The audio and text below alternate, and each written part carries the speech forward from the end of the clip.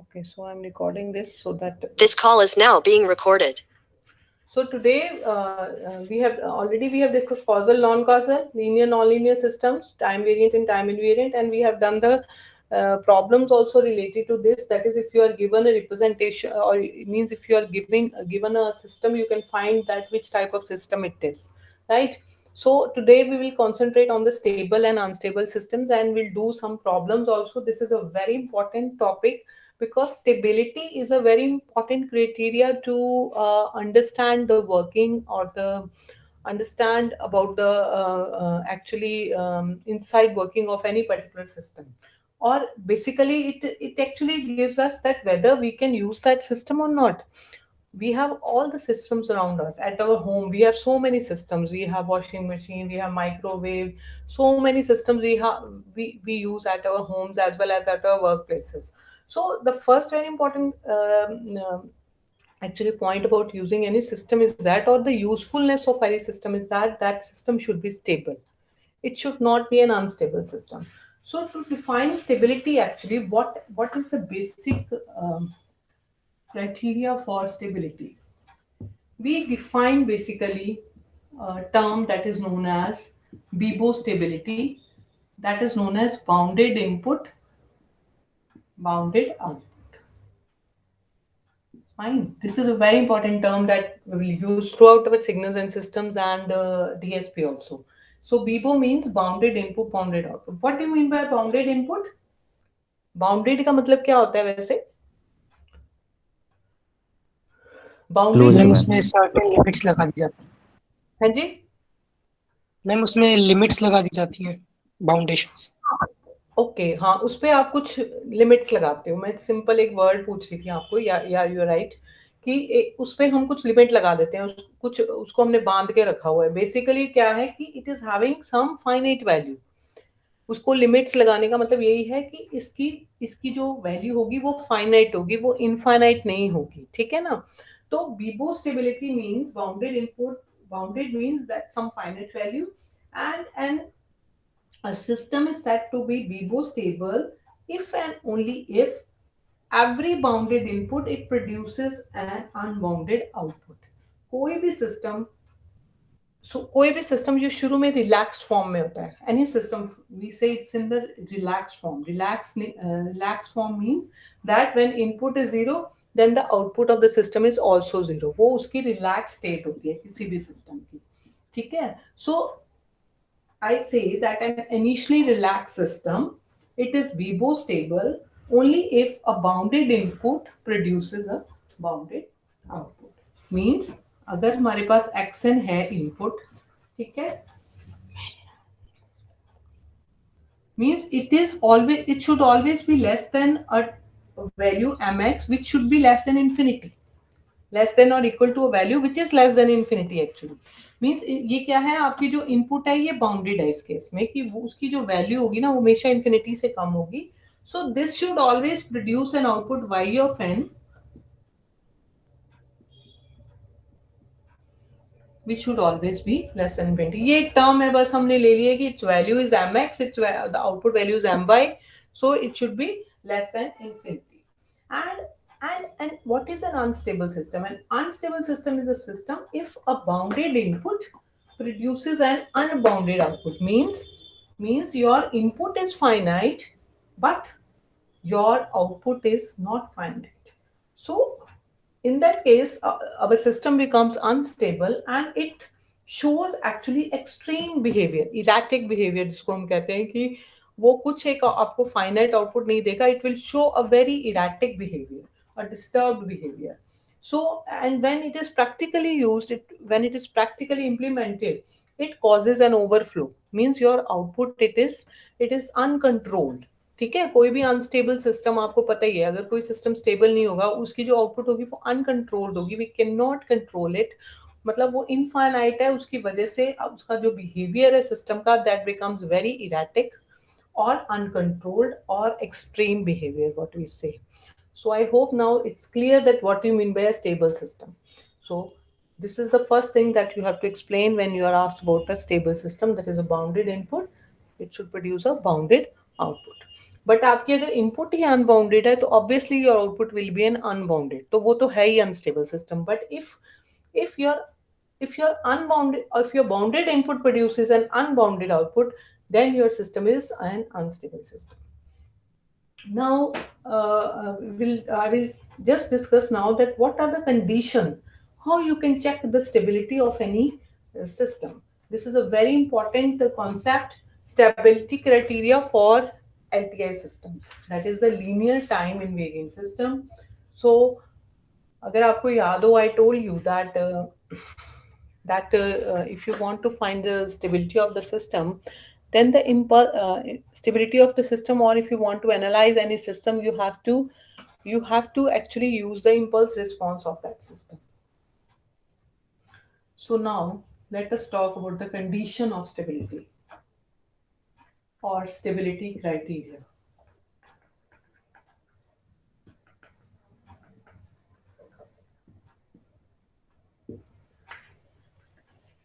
So the condition for stability for any ideal system is that impulse response.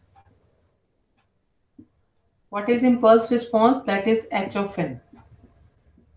What is H of n? The impulse response. That is it. This is any system. You are giving an unit impulse signal as input,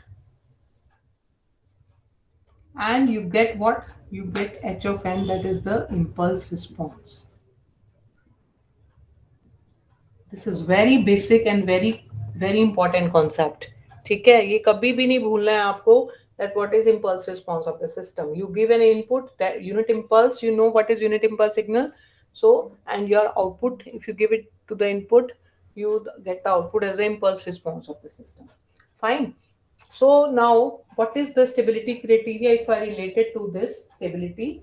So, for a system to be stable, the impulse response of the system should be finite or absolutely summable. Means absolutely summable means summation n is equal to minus infinity to infinity h of n. ठीक है, जो भी आपके पास system होगा, so summation n is equal to minus infinity h of n, it should be less than infinity. Means you will be given an impulse response of that particular system, so it should be absolutely summable for that particular system जो भी आपको available होगा.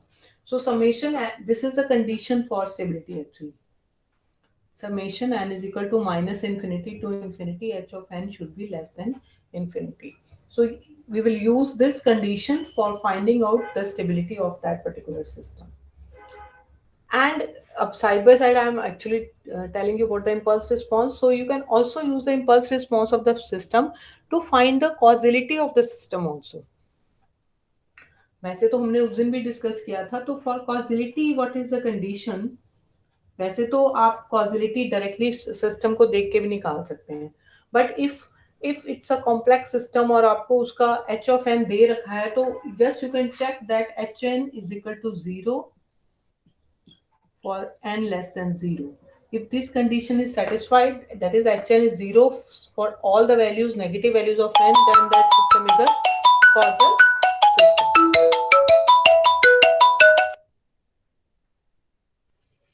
Then that system is a causal system. So ये दोनों conditions आपको पता होनी चाहिए, stability as well as causality in terms of the impulse response of the system. So that is why impulse response of the system is very important. If you know the impulse response of any system, you can find from that only that whether that system is causal or non-causal, stable or unstable. So now let us do one or two questions related to this. So then it will be easy for you to understand the concepts of the stability also. Let us now do a question. All of you must have a copy with you.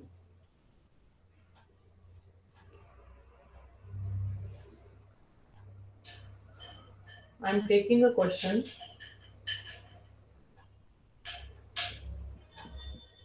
Check whether the system yn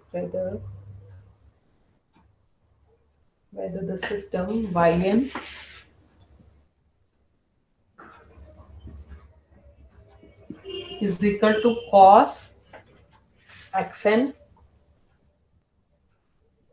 is stable or unstable.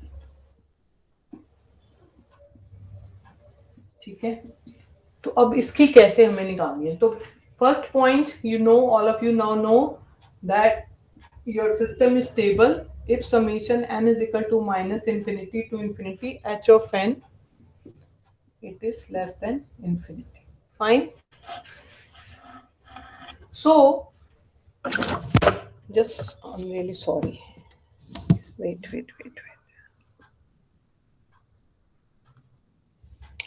So if xn is equal to delta n, then the impulse response is, so means if xn is equal to delta n, then what is yn? That is your, then obviously your yn is equal to hn. ठीक है, अगर मैं xn की जगह delta n देती हूं तो मेरे पास यहां पे क्या आ जाएगा? h of n, that will be equal to cos of delta n. यहां पे किसी को कोई डाउट है तो बताओ. रिपीट कर दीजिएगा. रिपीट करो. ओके, तो बेटा आपको ये, you are given this system, ठीक है, जैसे मैंने अभी ड्रॉ किया था ना सिस्टम, में ड्रॉ ही कर देती हूँ यहाँ पे. यहाँ जैसे कोई सिस्टम है, इनपुट है xn और आउटपुट है yn. तो आपका ये जो सिस्टम है that is represented by this equation. आप ये सोच के चलेंगे, ठीक है ना, आपके दिमाग में एक पिक्चर होनी चाहिए कि ये हमारा सिस्टम है और हमारा इनपुट और आउटपुट इस इक्वेशन के साथ रिलेटेड है. ठीक है, तो अब हमें पता है कि स्टेबिलिटी की ये कंडीशन है, at summation n is equal to minus infinity to infinity h of n should be less than infinity. अब means we have to find h of n, it means, right, only then we can proceed. So if I give the input xn as delta n to this particular system, I will get what? Instead of yn, what I will get? Output मेरे पास क्या आएगी? h of n. So ये मैंने यही किया कि if xn is equal to delta n, then my hn will be equal to cos of delta n. Input की जगह डेल्टा एन आपने लिख दिया है. क्यों? क्योंकि जब आप इनपुट डेल्टा एन देंगे तो आपकी आउटपुट क्या हो जाएगी? Impulse response, that is h of n. Clear है बेटा? अब yes ma'am. Got my point? Okay, तो ये बेसिक कॉन्सेप्ट है. ये आपको सिंपली ऐसे ही करना है. जब भी आपको सिस्टम दिया जाएगा तो सिस्टम में एक्स एन और वाई एन ही होगा, बट आपको उसमें खुद चेक करना है कि अगर आप उसको डेल्टा एन इनपुट देते हैं, मींस एक्स एन की जगह जब डेल्टा एन देते हैं इनपुट, तो आपका आउटपुट क्या बन जाएगा? H n, that is impulse response of that system. So that is what I have written here. Now we will do this for all the values of n. Now let us do for n is equal to 0 first. So for n is equal to 0, h of 0 will be equal to cos of delta 0. बेटा delta 0 की क्या value होती है? Delta 0 means the value of the delta function at n is equal to 0. कितनी value होती है n is equal to 0 पे delta की? 1. cos of delta 0 means cos of 1. आपको इम्पल्स फंक्शन ये था ना हमारे पास, delta N. So at n is equal to 0 it is 1 and at all other values it is 0. ठीक है, ये बेसिक जो हमने तीन सिग्नल्स किए थे, सीक्वेंसेस किए थे, इम्पल्स, यूनिट स्टेप और यूनिट रैम्प सिग्नल. तो cos of delta 0 is means delta 0 is 1. तो cos of 1 इसकी वैल्यू आप निकाल सकते हैं. It comes out to be 0.54 कुछ वैल्यू आती है इसकी. Then for n is equal to 1, n is equal to 1 के लिए h of 0 is equal to cos of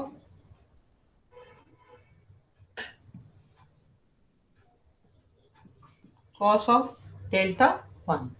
कोई मुझे बताएगा what is cos of delta 1? मैंने आपको यहाँ पे बना दिया है डेल्टा फंक्शन.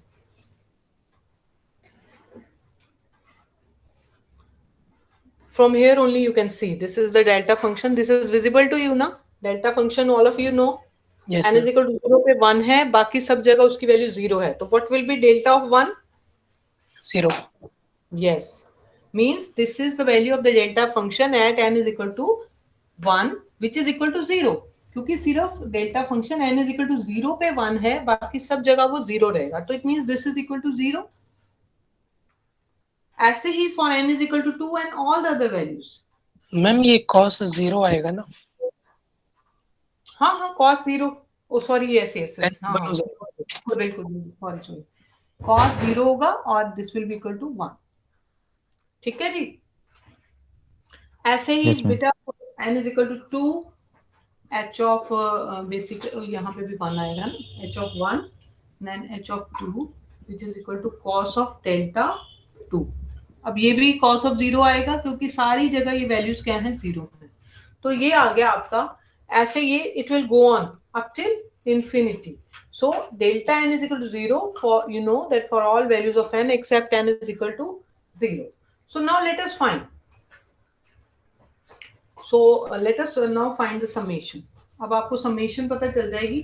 तो ये बेटा ये infinity तक infinity मतलब ये 1 ही आता जाएगा, तो infinity तक 1 आएगा ये। तो अगर हम इसका summation निकालें, summation n is equal to minus infinity to infinity h of n mod, this is equal to, now it will be equal to 1 plus 1 plus 1 plus 1, सिर्फ 0.54 की एक वैल्यू बीच में आ जाएगी आपकी, बाकी सारी वैल्यूज आपकी 1 आएंगी। मींस इंफिनिटी, माइनस इंफिनिटी से शुरू होके +1 +1 +1 and so on up to infinity. तो what should be the final result according to you? When you are adding 1 up till infinity means your output will also be infinity. ठीक है ना? Yes, sir. 1 plus 1 means just you have to imagine here. देखो इन questions में ना हमारे पास कोई final answer नहीं आने वाला है, क्योंकि अगर तो कोई फाइनाइट वैल्यू आएगी तब तो हम आंसर निकाल सकते हैं। बट इस केस में आपको अंडरस्टैंड करना पड़ेगा कि आपकी जो फाइनल, क्योंकि ये इन्फिनिटी तक 1 ही जाएगा, तो आपको इट शुड बी क्लियर कि ये आंसर भी हमारा फाइनल जो आएगा वो इनफाइनाइट ही आएगा। That obviously that should be infinite, that is infinite actually. So it means that our system, according to this condition, it is an unstable system because we are not getting any finite value if out of this. ठीक है? So this system, that is y is equal to cos xn, this is an unstable system. Now we'll do another question. Let us take some other type of question also. Any doubt in this first of all? No, ma'am. Okay, that's good if it's clear, and this is important also because these types of questions they come in if you are appearing for any competitive exam also, उस case में भी ये ऐसे questions आ जाते हैं stability के, so it should be clear. Then you have to I give you another system. Let us do it. We have time. No? Check whether the system yn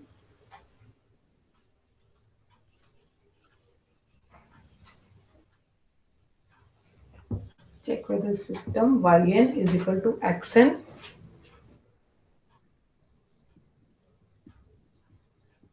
xn plus let us say 1 by 2 x of n minus 1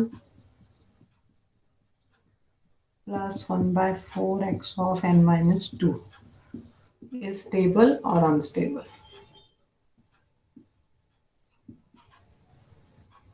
ठीक है, तो same what will be the first step? Who will tell me now?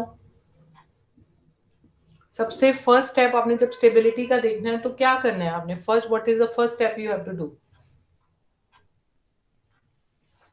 Yes yes बच्चे, how will you start, how will you proceed?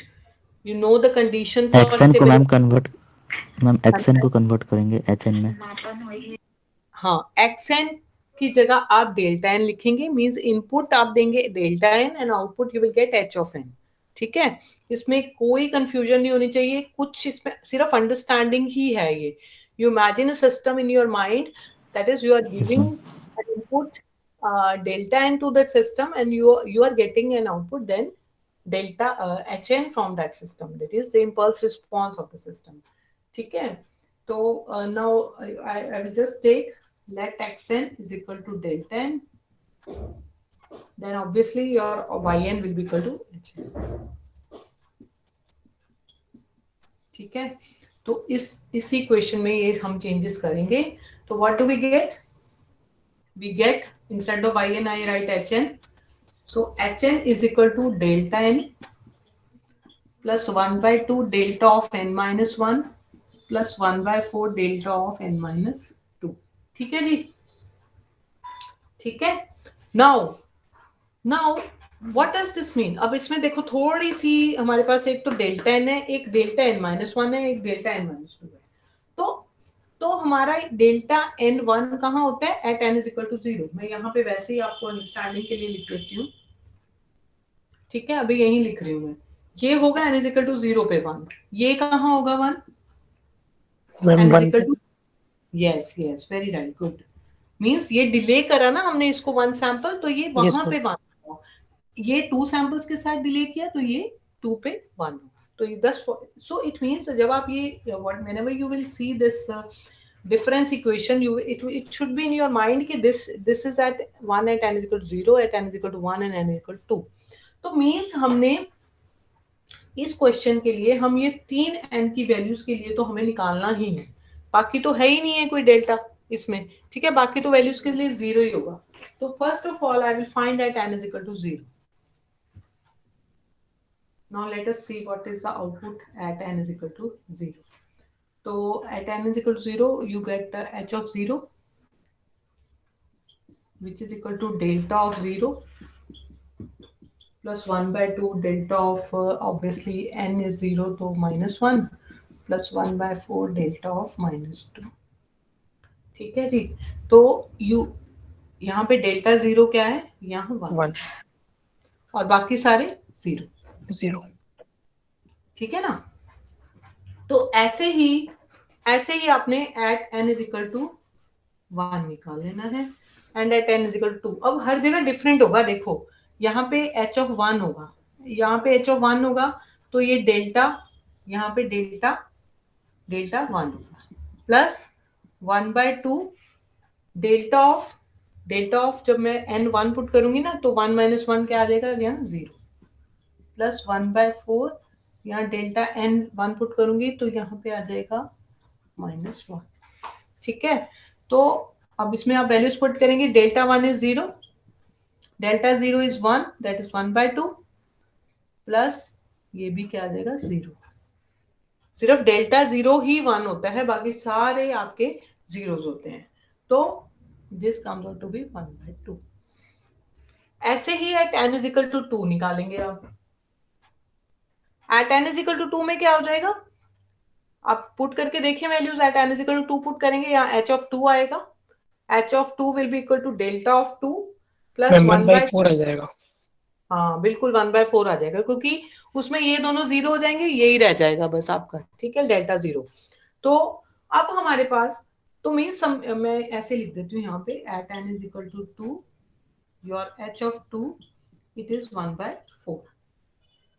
Now वो हमारे पास यही 3 values है ना, और तो कोई वैल्यू नहीं आ रही है हमारे पास, क्योंकि हमारा जो h of n है वो इन तीनों पे डिपेंडेंट है। ठीक है, तो अब हम इन तीनों का सम करेंगे। सो उसके अलावा कुछ नहीं है हमारे सिस्टम में। तो अब जब आप इसको सम करते हो, summation n is equal to -minus infinity to infinity, मैं यहीं लिख देती हूँ।